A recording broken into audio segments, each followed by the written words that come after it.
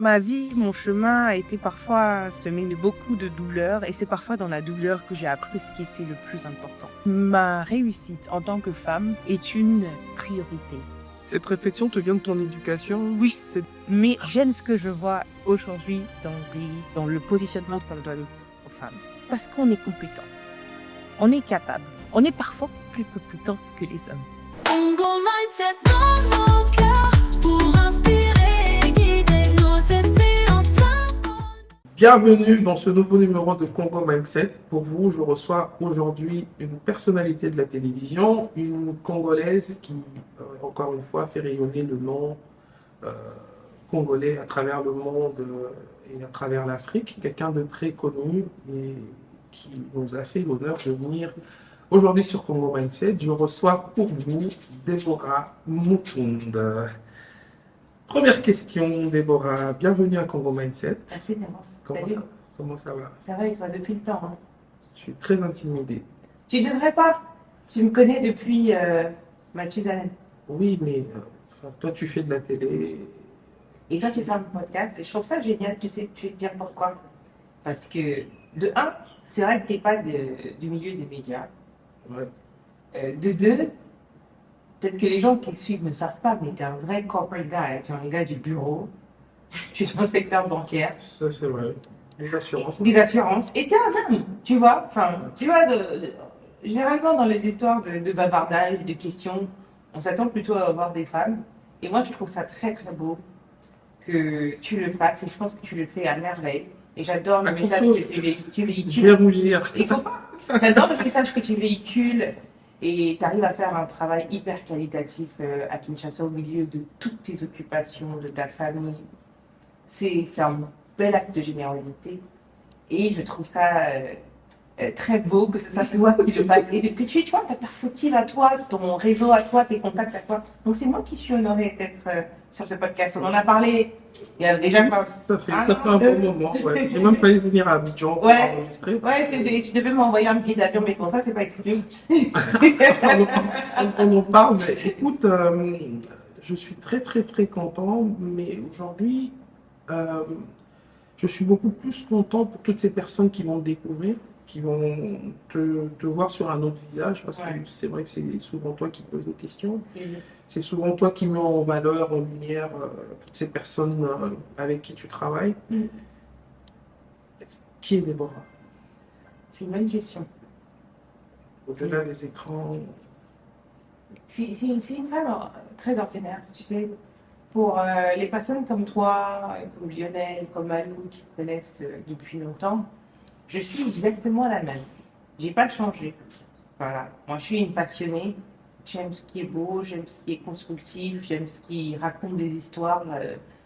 J'aime mon pays, j'aime mes origines africaines. Je suis une femme libre dans sa tête, qui fait tout avec beaucoup d'amour, beaucoup de passion. Mon parcours, tu sais, toi tu le connais un peu, mais je n'étais pas prédisposée à faire de la télé, tu vois. Moi, j'ai commencé dans le business, j'ai commencé dans le travail, et puis bon, de fil en aiguille, en fait. Donc ma vie, elle se déroule. Des fois, je suis spectateur de ma propre vie. De ce qui se passe. Je me dis, mais ok, ça c'était pas prévu dans le scénario. À quel moment ça arrive? Mais tu vois, je me laisse emporter. J'ai l'impression que je suis convaincue aujourd'hui d'avoir une destinée, d'avoir une mission. Et je suis là pour la mener à bien, avec amour, avec bienveillance et avec beaucoup d'humilité. C'est ça, des bons. Magnifique. J'aimerais aller encore plus en profondeur. Let's go. Euh, J'ai l'impression d'être en séance de thérapie. Et moi j'aime beaucoup aller en thérapie. non, pourquoi pas, mais ça fait du bien. Oui. C'est une réalité qu'on ignore en Afrique. La santé on parle mentale, très c'est peu. tout. C'est la base de tout. Exactement, exactement. Un souvenir d'enfance, quelque chose de particulier que tu peux partager avec nous aujourd'hui pour entrer un peu plus dans ton monde. Alors, ça va être drôle, ça va être inquiétant, je sais pas. Alors, je vais te servir les deux. Tu pourras peut-être couper au montage celle que tu trouves moins intéressante. Mais toi et moi, on a perdu récemment un parent. Et c'est vrai que, à l'évocation du souvenir de mon enfance, je vois mon père. Et c'est drôle parce que si tu m'avais posé cette question il y a un an, je l'aurais peut-être pas dit. Et c'est pour dire que ma vie, mon chemin a été parfois semé de beaucoup de douleurs et c'est parfois dans la douleur que j'ai appris ce qui était le plus important. Quand je pense à mon enfance, je pense à mon papa.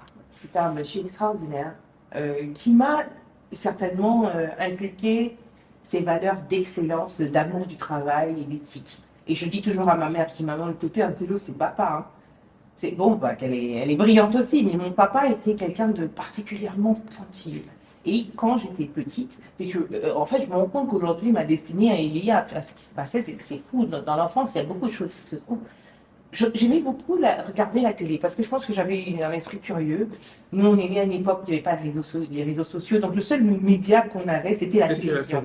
Mais il me disait toujours, si tu regardes la télé, tu peux regarder la télé, mais il faut que tu apprennes quelque chose. Il faut que tu apprennes. Qu'est-ce que tu apprends? Et il aimait que je lise des livres, donc j'ai lu énormément de livres. Donc quand je pense à mon enfance, je pense à ça. Et puis maintenant, je vais te raconter une anecdote que je raconte de temps en temps, mais j'ai peur parce que les gens vont se dire que c'est la gueule un peu spéciale. Dans notre maison à Lubumbashi, qui se trouve au golf, c'était une grande maison avec une grande cour arrière, on avait un poulailler. Et moi, je ne sais pas pourquoi, mais les petits poussins, ils m'énervaient. C'était trop de bruit. Et donc, un jour, j'ai pris la décision de poursuivre un poussin. Et c'est pour te dire comment je peux être têtue. Je ne devais pas avoir plus de 4-5 ans, je m'en souviens. Donc, j'ai poursuivi le poussin. Et il a couru jusque vers une grande baie vitrée qui était de la maison. Et j'ai lancé une pierre et j'ai cassé la baie vitrée. Mes parents m'ont dit, mais qu'est-ce qu'il ne voit pas dans ta petite tête? Mais je peux poursuivre le poussin. Et c'est pour te dire que je suis déterminée à faire quelque chose. Je suis juste plus. Bon, maintenant, je ne casse plus de vitres. Non, je suis plus sage. Et comment tu te décrivais en 3 mots? Passionnée, pleine d'amour et parfois un peu contradictoire. Tu as un parcours riche, il est varié, mannequinat, médias, engagement, un passage sur les réseaux sociaux. Finalement, sur tout ce que tu es, quel est le fil conducteur? Qu'est-ce qui est constant dans tous tes schémas? La réponse, elle est simple. Je vais être à la fois spirituelle et un peu pragmatique. Ce qui est constant, c'est l'amour et la grâce de Dieu. Dans tout ce que j'ai fait, il y a toujours eu un côté qui était grâce. Où en fait, j'avais fait aucun effort. D'autres appellent ça la providence, d'autres appellent ça, enfin, je sais pas, you name it as, en fonction de tes croyances. Mais il y a un facteur en fait chez moi, chance, grâce, qui est indéniable. J'ai eu sur mon parcours à chaque fois des rencontres, des échanges qui ont tout changé.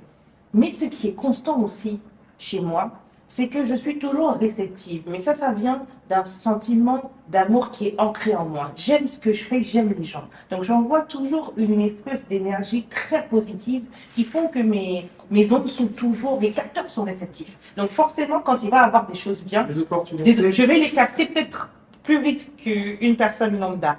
Et je pense que c'est ça qui est constant dans mon parcours. Où est-ce que je vais terminer? J'en sais rien. Est-ce qu'il y a 5 ans, je pensais que j'allais être là où je suis aujourd'hui? Certainement pas.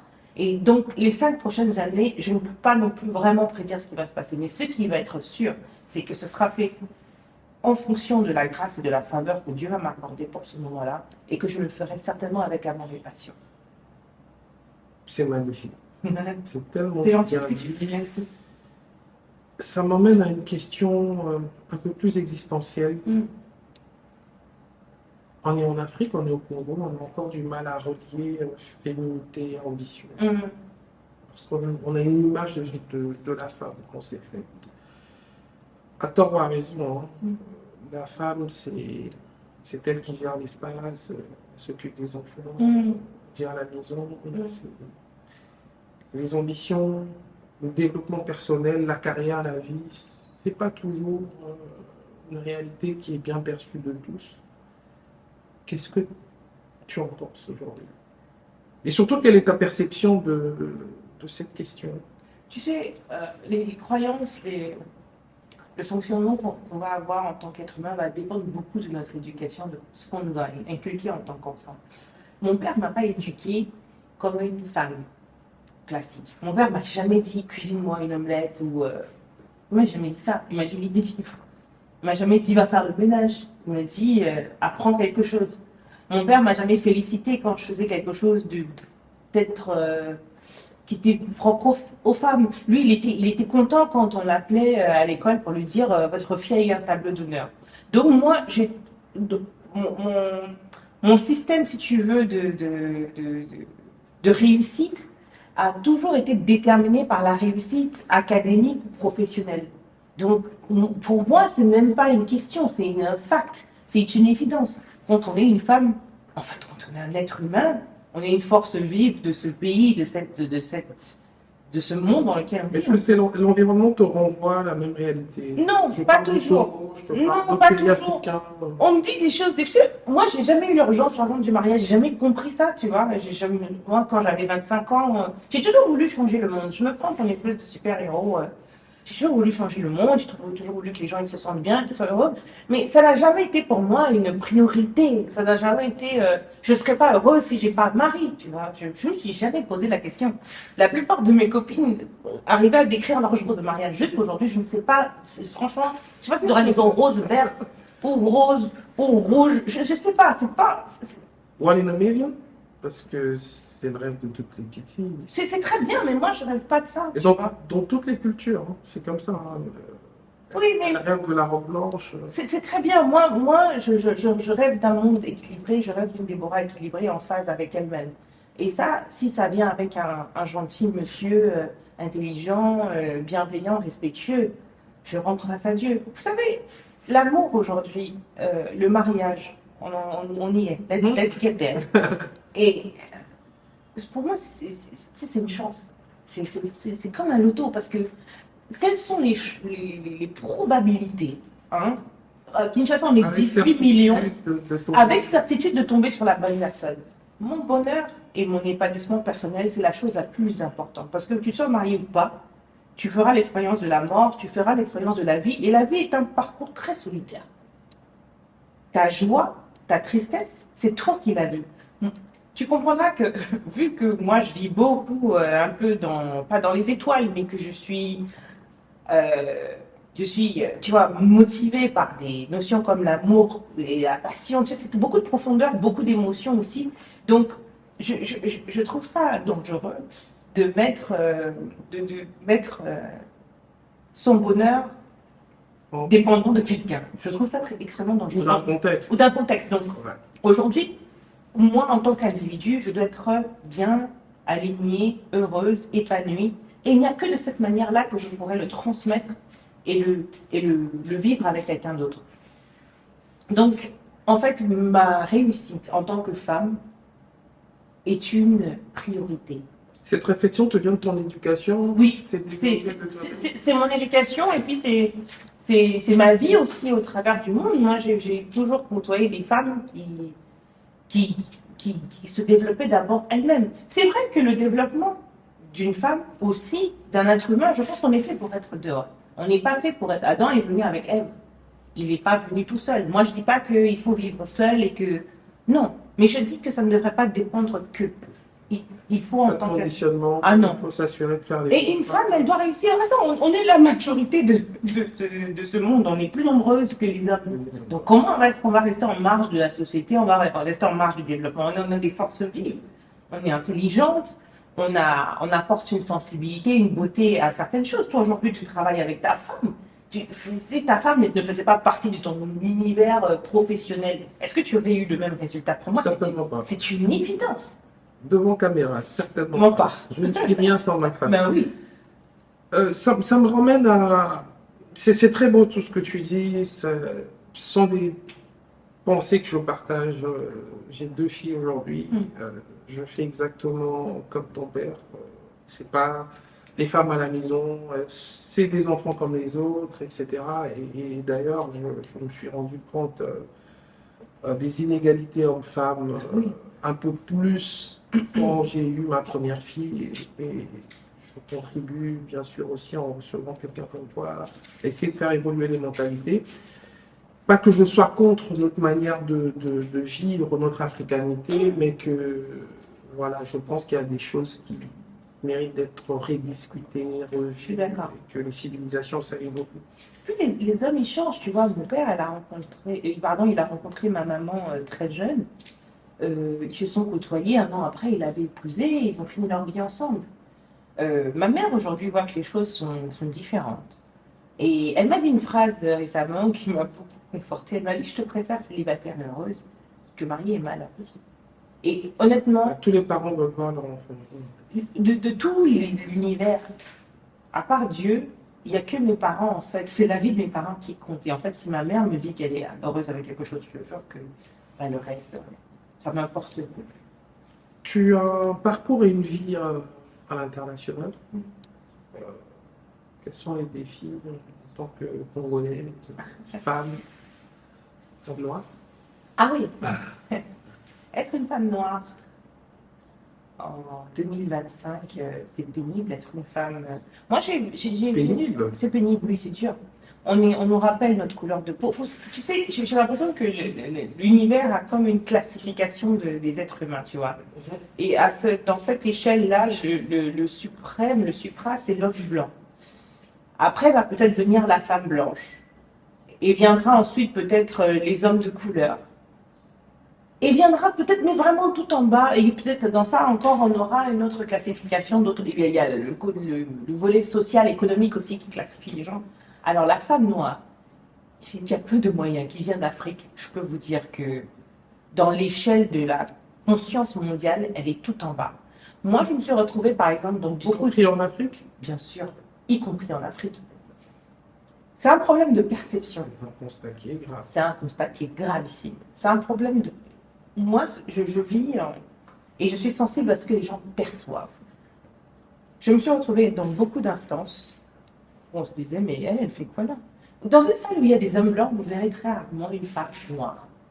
C'est dans un environnement où il y a beaucoup d'hommes blancs influents, il y a très peu, il y aura déjà très peu, pas de noirs, mais alors une femme noire, c'est une chance sur 10 000.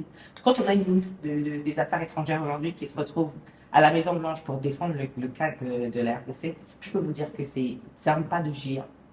C'est un pas de géant. Je ne le réalise pas, je suis un homme, mais Ah ça non, me fait froid au feu d'entendre ça. C'est un pas de géant. Honnêtement, je n'aime pas parler politique, mais j'aime ce que je vois aujourd'hui dans le pays, dans le positionnement qu'on donne aux femmes. Parce qu'on est compétente, on est capable, on est parfois plus compétente que les hommes. On l'a prouvé et reprouvé. Mais être une femme noire, être une femme africaine, ce n'est pas facile. Être une femme congolaise. Moi, il y a des gens, tu sais, il y a des endroits où je me retrouve, on me dit, mais il y a la musique congolaise, je danse. Mais c'est quoi les challenges que tu as rencontrés, toi, en tant que femme noire? Quels sont... je vois un exemple. Quelque chose que tu as vécu. Alors. Comment tu as surmonté ça? Comment tu forges ton mental par rapport à cette réalité que tu décris? Moi, je dis toujours que toutes les étapes de ma carrière m'ont forgé et m'ont donné une leçon, une armure que je prends avec moi. J'ai fait du mannequinat, pas parce que, tu vois, j'ai rêvé d'être mannequin ou autre chose, mais le mannequinat, par exemple, m'a appris la confiance en moi. C'est-à-dire que, même si lui dit t'es pas belle, même si lui dit tu es pas assez grande, tu es ronde, tu es ceci, tu es cela, si tu te retrouves à un endroit, c'est parce que tu mérites d'être là. Et j'ai une confiance en moi quasi inébranlable. C'est très important ce que je dis. Mais j'ai forgé un mental, en fait, où, c'est-à-dire que pour m'atteindre, surtout par rapport à mon physique ou par rapport à mon apparence, il faut aller me chercher très loin. Et c'est pareil aujourd'hui, même pour ma personne. Pour que je ne laisse pas le mépris rentrer en moi. Je sens des fois le mépris, tu vois. Les gens, ils veulent te mépriser. Les gens veulent te mépriser parce que tu es une femme, parce qu'ils n'aiment pas ta famille. Un cas concret, c'est arrivé? Ah, mais ça m'arrive tout le temps. Mais je suis méchant, j'ai un mental d'acier. Mais pourquoi ça t'arrive? C'est parce que tu es une femme noire ou c'est parce que... Parce que les gens, en fait... Il y a une compétition... Oui, les gens s'aiment pas. Les gens s'aiment pas. Pour ne pas aimer un autre être humain, pour ne pas avoir de respect pour un autre être humain, c'est parce qu'on n'en a pas pour soi-même. En fait, on projette en général ce qu'on est sur les autres. Et ça, moi, je l'ai beaucoup ressenti. Et je vais te dire une chose. Les plus grandes oppositions, la plus grande oppression, je ne l'ai pas ressenti chez les Blancs, je ne l'ai pas ressenti en Europe, je ne l'ai pas ressenti dans d'autres pays d'Afrique, je l'ai ressenti chez moi. C'est au Congo où j'ai le plus grand nombre d'oppressions où parfois je me dis, mais mon Dieu, qu'est-ce que j'ai bien pu leur faire? Mais ça, c'est en général parce que les gens sont limités eux-mêmes dans leur esprit, ils sont pas à l'aise avec eux-mêmes. Tu leur rappelles ce qu'ils ne sont pas, ils se disent, mais mince, ça aurait dû être moi, j'aurais dû faire ça. Et la seule arme qu'ils ont, c'est descendre. se descendre, t'attaquer, c'est essayer de détériorer ton nom, ton image. Mais parce qu'en réalité, à part ça, qu'est-ce qu'ils ont d'autre? Rien. Qu'est-ce que tu préconises pour créer une nouvelle génération de femmes qui ne pensent plus comme ça, qui C'est d'avoir collaborent, qui se construisent, qui s'aident, qui s'élèvent? Est-ce que c'est possible? Oui, c'est possible. Moi, je l'ai vu dans d'autres sphères, dans d'autres pays. Youssoufa, qui est un grand frère et un ami, dit qu'on gagne tous à se connaître. On gagne tous à se connaître. Moi, je viens d'une famille de 12 enfants. Et je sais ce que la force de la coalition peut créer. Deux esprits ensemble peuvent faire des choses qu'un esprit ne fera jamais tout seul. Il faut s'aimer. Ça commence là. Parce que si moi, je connais ma valeur, si moi, je m'aime, si moi, j'accepte ce que je suis, je ne vais pas me sentir challengée par ce que tu es. Je dis ça souvent, mais je pense que c'est difficile à croire ou à comprendre, mais moi, c'est très rare, c'est très difficile pour moi de ressentir le sentiment de la jalousie. Parce que la jalousie fait que tu te dis, ça devrait être moi et pas l'autre. Non, chacun a sa destinée, chacun a son tour, il y a de la place pour tout le monde. Et hier, je disais à ma nièce Kimia, parce qu'elle se plaignait qu'elle n'avait pas reçu assez de cadeaux, je lui dis, mais en fait, des fois, tu vas recevoir un et l'autre va recevoir 4. Exact. Et c'est OK, en fait. Moi, si je me disais que, enfin, peut-être par rapport à tous les efforts que j'ai faits ou tout ce que je suis, je méritais telle ou telle chose. Est-ce que tu as vu des initiatives ailleurs que tu penses qu'on devrait dupliquer au Complètement. Congo, qu'on devrait mettre en place? Des initiatives qui peuvent encourager les femmes ou même les hommes à C'est déjà collaborer parce que briser je sais pas pourquoi au Congo, j'ai l'impression que les gens, ils ont du mal à venir les uns vers les autres. Il y a toujours une espèce de mur de glace. Les gens, des fois, ils n'arrivent même pas à se dire bonjour. Moi, quand je souris aux gens, ils me prennent. Je te jure qu'à Kinshasa, on me prend pour une vraie folle. Celle-là, elle n'est pas d'ici, elle est bizarre. C'est vrai. Je souris. Ici, je sais pas, il faut avoir du charisme, il faut bouder, mais c'est n'importe quoi, c'est idiot. ouais, tout le monde. Faut être avenant. Tout le monde joue un rôle. Tout le monde joue un rôle, personnage, tout le monde non, moi je suis mieux qu'elle d'ailleurs. Mais en fait, t'es personne parce que quand on fait le listing mondial, t'es nulle part en fait. Meuf, calme-toi, réfléchis, on gagne à se mettre ensemble, on gagne à se connaître. Il n'y a pas de compétition. J'ouvre un salon, t'ouvres un salon demain, alhamdoulilah. Je peux pas coiffer tout Kinshasa, on est 18 millions. Sœur, c'est pas parce que. Non, oui, on gagne à se connaître, à se respecter. On gagnerait tellement plus à apprendre que tout le monde a sa place. Tout le monde ne peut pas être DG. Tout le monde ne peut pas être ministre. C'est vrai. T'es ministre aujourd'hui. Bravo mon frère. Je suis content pour toi. Même si tu penses que tu estimes que ça devait être toi. La vie n'est pas juste. La vie n'est pas juste. En tant que femme, je pense que si les femmes congolaises aujourd'hui apprenaient à se tendre la main, à dire le nom de leurs sœurs, de leurs amis, quand il y avait des opportunités. Moi, j'ai appris que, par exemple, des fois, il y avait des personnes qui voulaient me solliciter mes services pour un grand événement RDC, qui citaient mon nom à l'état. Et c'est des femmes qui disaient « Ah, mais elle est déjà à Canal+, c'est déjà assez, pourquoi elle va venir encore ici ?» Mais en fait, si je viens, ça Ouais, j'ai déjà assisté à ça. Tu as assisté à ça. Ah, mais pas fais ça témoignage. Non, on la voit trop. Oui, pourquoi elle On la voit beaucoup. Non, penser à quelqu'un d'autre, etc. Après, je peux comprendre. Hein. Je connais une grande dame, dont je tais le nom, qui m'a dit une fois que très souvent, quand il y a des opportunités qui viennent vers elle, elle les renvoie vers d'autres femmes qui ont besoin de lumière. Elle estime qu'il faut exposer davantage. Et je pense qu'aujourd'hui, Déborah, au-delà d'avoir naturellement reçu de la lumière, que tu pourrais mettre en place des initiatives pour mettre en lumière d'autres femmes. Et c'est des choses qu'il faudrait très sincèrement réfléchir à faire parce que le Congo est grand. On est souvent enfermé dans la République de la Gambie. J'ai un ami qui me parle souvent d'un corridor climatisé où D'accord. tous nos enfants se connaissent, on se voit tous dans les supermarchés. Mais en fait, en réalité, on vit dans une bulle qui est tellement petite et on s'éloigne de ce grand Congo. Et à travers ce podcast, j'aimerais vraiment parler aux jeunes qui me suivent, à Njili, à Lemba, à Popokabaka, à Matadi, partout. Absolument. Parce que ce sont nos frères, ce sont nos sœurs. Et on gagne à s'unir et le Congo fort et grand que nous voulons voir, c'est un Congo uni, c'est l'ensemble des Congolais qui vont faire que le Congo soit fort.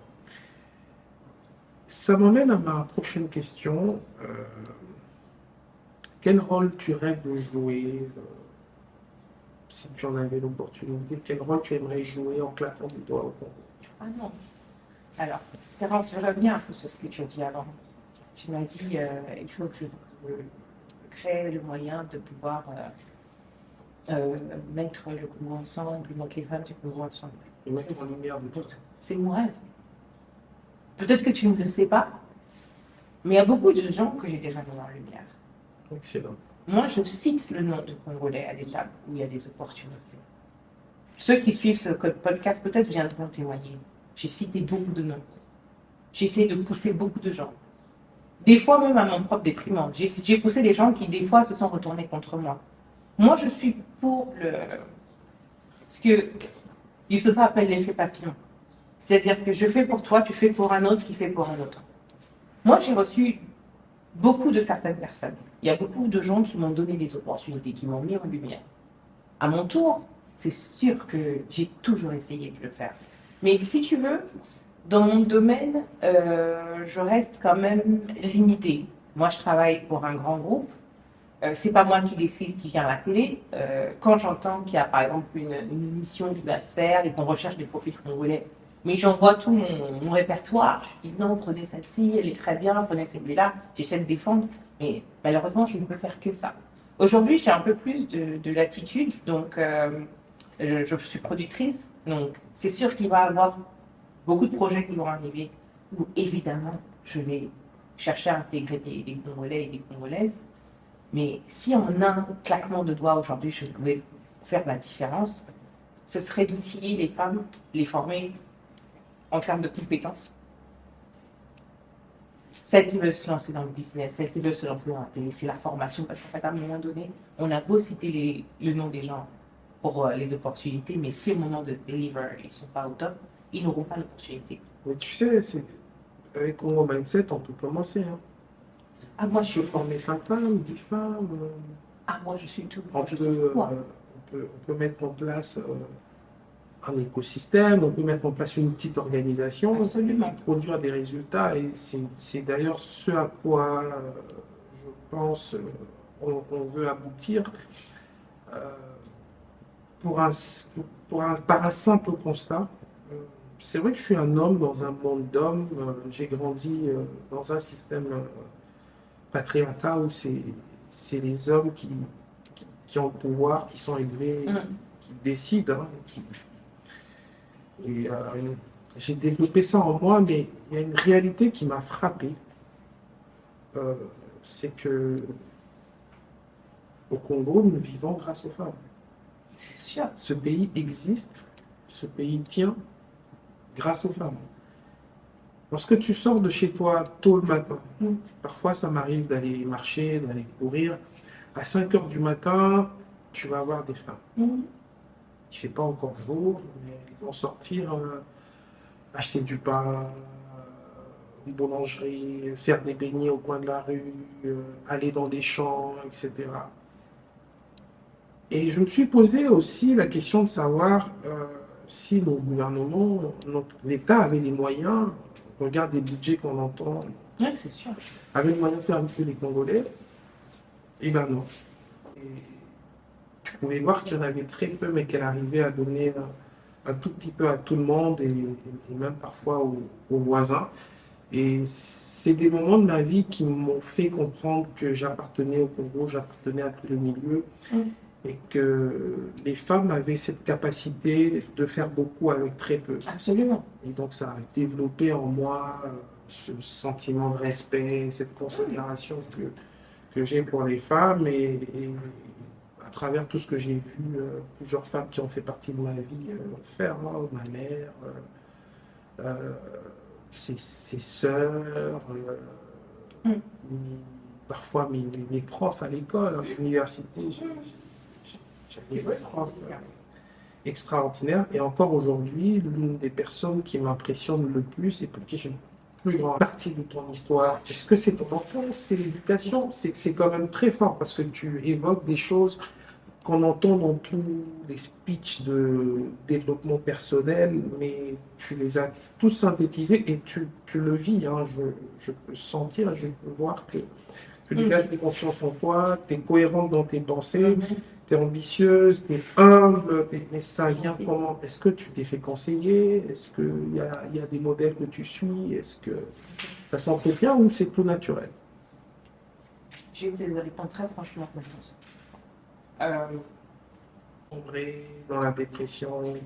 Et comment on fait pour rester aussi solaire après avoir vécu des moments aussi difficiles? Comment on garde l'espoir? Comment on garde toute cette gaieté, cette gratitude, alors qu'au final, on est en face d'une fatalité, hein, celle de la mort, celle de la fin de toute chose, où tout laisse, comme tu dis. Qu'est-ce qui vient redonner cette force? C'est l'espoir. L'espoir de quoi? L'espoir de voir à long terme. L'espoir fait vivre.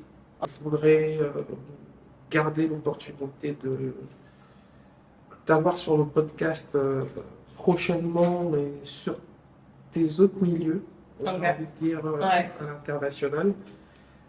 J'avais plein d'autres questions. Je ne suis pas barbare. Mais c'est bon. Ça nous aide à meubler. Je trouve que le contenu, il est très cohérent, il est clair, il est frais. Et je pense que c'est une belle conversation qui va interpeller beaucoup de gens. Je pense que beaucoup de gens vont le découvrir sur un autre jour. Ça fait vraiment plaisir.